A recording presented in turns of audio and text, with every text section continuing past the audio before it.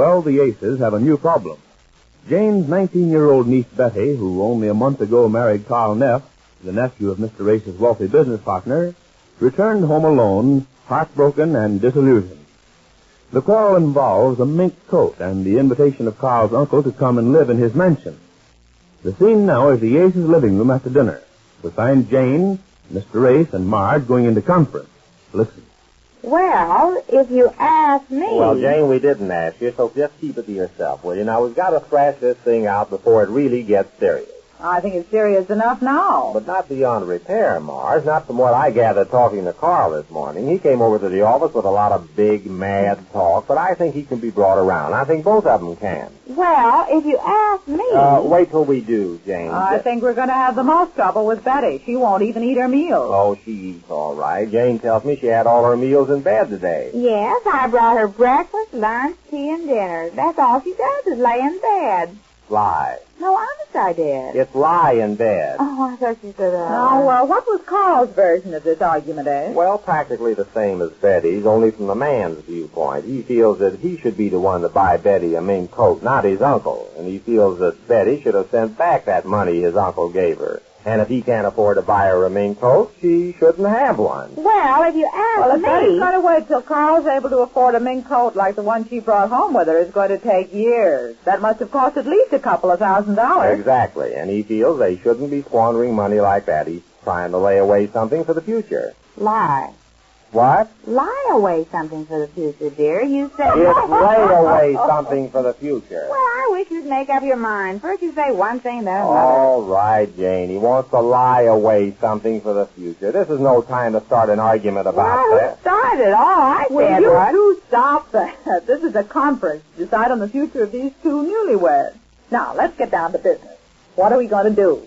That's the question. What's the answer? Well, first, I'd like to have a talk with Betty. If she'd only get up out of there and show herself around here so I can talk to her. Well, make her get up. I wish she would. It kind of spoils my plans to have her locked up in there. What plan? Well, I told Carl to come out tonight to see if we can't straighten this thing out before it goes much further. Oh, Carl coming here? Well, now we're getting somewhere. Yeah, that's what you think. Wait till you talk to him. He's really sore. What's he got to be sore about? Well, when you get right down to it, what has she got to be sore about? Don't tell me you're on his side in this thing. No, I'm not. And that's one thing we've got to be very careful about, taking sides. We can't afford to. Mr. Neff doesn't know anything about this yet. He doesn't even know they're back in town. I can't afford to incur his enmity over this thing by taking anybody's side. Now, that's very important. Do you understand that, Jane? Well, if you ask me... Never mind that. Are you listening to what I said? Yes. What did I say? Mr. Neff doesn't know anything about this yet. He doesn't even know they're back in town. I can't afford to incur his enmity over this by taking anybody's side. Yes, Jane. Well, it sounds like that. That's it, Jane. Exactly to the word. Well, see that you remember it, will you, Jane? Don't go taking up her bet.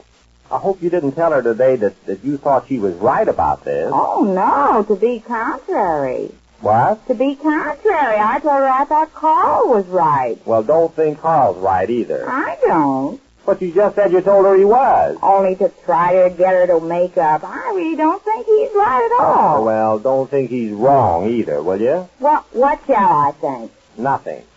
Oh, I can't sit around thinking nothing. Well, that shouldn't be so hard. Well, it is for me. I'm always thinking about something. Well, almost always. Hardly a day goes by that I don't think about something. Really? Now, take today, for instance.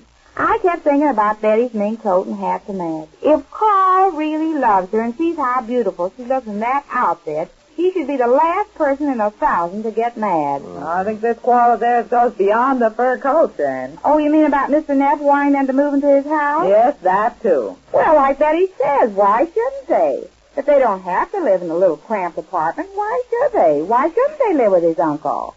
Well, the in-law problem has always been and will always be one of the great questions in married life. I think the in-law problem is the greatest cause of divorce. Well, personally, I think marriage is the greatest cause of divorce. Marriage? There's something in that, too, Jane. Now, if you ask me... All right, Jane. You see, you're doing just what I begged you not to. You're taking sides. Don't take either one side. Well, I can't be neuter, can I? Neuter? She can't be neuter. Even I can't be neuter. I have my ideas on this subject myself. Which one are you for? Well, Oh, now, I... Marge, please, this isn't the time for that. Let's get it straightened out first. What difference does it make who's right or wrong? The fact remains that we've got to get those kids back together again. Yes, I guess you're right. After all, they do love each other, I suppose. Oh, sure they do. I can tell from the way Betty says that she never wants to see him again. I said to her, Betty, you know you love him, or why did you marry him? And she said it was just puppy love. So I said, then why do you get mad if he makes you lead a dog's life? Well, that's a fine thing to say. You did. Well, just to make her humorous. She's been crying so much, I tried to cheer her up. Well, that's a fine way to do it, telling her she's leading a dog's life. Well, we talked about a lot of things. I told her about myself, too. I said, everybody has arguments like you and Carl. I said, look at your Uncle Ace and me. Oh, now, just leave me out of it, will you, Jane? Don't. Well, I had to prove it to her. Oh. I said, if I had a nickel for every argument your Uncle Ace and I had, why, I'd have at least a quarter, I said. Well, now, that's not a bad average for 8 years of married life. No. And I said, we always make up. I told her, I said, the way to treat your husband is to make him believe he's the boss. Like I do. Like you do? Yes, I said, I can twist your Uncle Ace around my little finger. Oh, isn't that awful now? Of course, you don't know when I'm doing it, dear. No husband ever knows it. That's the trick of the thing. Oh, I see. So you can twist me around your little finger, can you? Oh, sure. You're a cinch. Oh, I am. Well, start twisting. What? Go ahead, twist me. Oh, no, not really twist you. It's just a finger of speed. Just a finger of speed. Oh, well, that must be Carl now. What are we going to do about Betty? Well, there's nothing we can do. If she won't come out, we'll just go to work on Carl. Just a minute. I'll go, dear. The thing we have to do, Marge, is to try to get a compromise of some sort. That sounds easy, doesn't Well, I think we can if we work this thing right. Well, Carl. Hello. Carl, of all people, come in. Well, how about a kiss for your Aunt Jane? Oh, I guess I can spare it. Well, that's better. Come on in, Carl. I thought you'd drop around. Well, I wasn't going to, but just to please you. Oh, Carl, remember me? Sure I do. How are you, Marge? Oh, fine. And you? Good as can be expected. Well, give me your coat, Carl, and sit down No, and make... thanks. I can only stay a minute or so. A minute? Why, we can't compromise you in a minute. Jane, will you please stay out of this? Well, what's on your mind? Now that I'm here, what's going to happen? Well, that depends on you. Personally, I think this little squabble can be straightened out very easily. Of course it can. Attaboy, Carl. All she has to do is send back that coat and give up the idea of sponging off my uncle. Give back the coat? I wouldn't say sponging. Oh, Jane, will you let me handle this? Well, how can she give back that beautiful mink coat? Don't you think those terms are a little, drastic, Carl? I do not. When she married me for better or for worse. Oh, that's just the same, Carl. Before she married me, she said she wouldn't touch a cent of my uncle's money. When he bribed her with that $5,000 check to go away and forget me, she was heartbroken. Yes, she was. She was putting on an act. Pretty clever, too. I fell for it. Now that my uncle has graciously decided to forgive us, she forgets how heartbroken she was, and just because he said she could keep the check, she keeps it, cashes it, and buys herself a mink coat. I can't afford mink coats, and if I can't afford one, she should be content to be without one. We decided to make her go of it alone, without anybody's help. She herself admitted we could. Two can live as cheap as one. Yes, if one is sorry, MacArthur. That's a very pretty speech, Carl, but I think this case is a little different from the average. I don't see how. If I was willing to leave my uncle and marry her at the cost of being cut out of his will, the least she can do is stand by me now. Marriage is give and take. Well, Uncle Naff gives and Betty takes. Exactly, and I won't stand for it. She'll take what I give and like it. That's definite, huh? Absolutely. Oh, but be reasonable, Carl. How can she send back a coat she bought? Yes, how can she send back that beautiful coat? Would you? Would I what? Well, I mean, if your uncle bought you something like that. Oh, not a mink coat, but something else that you look beautiful in like she does. Would you? I would certainly give it up, yes. You would not. You're just saying that. I certainly would. All right. How would you like it if Betty said to you she wanted you to give up cigars? I don't smoke cigars. There, you see. Oh, you don't smoke cigars? No. Oh, that doesn't come out right, does it? I'll try it this way.